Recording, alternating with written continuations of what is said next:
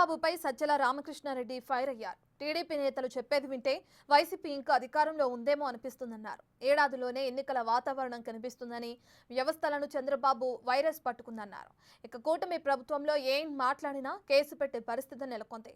రేపొద్దున వైసీపీ కూడా ఇలాగే చేయాలని దారి చూపిస్తున్నారు అన్నారు. చంద్రబాబు వైసీపీ పార్టీ లేకుండా చేయాలని చూస్తున్నారని అన్నారు.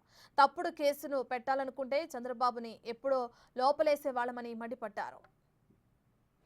అంటే చట్టాన్ని ఇంటర్ప్రిటేషను, చట్టాన్ని ఎట్లా వక్రీకరించడం అనేది ఏ లెవెల్కి పోయారంటే, ఇట్లా పెట్టాలంటే బహుశా మనం వచ్చిన 6 నెలల్లోనే వాళ్ళందరినీ పెట్టేసిండొచ్చు.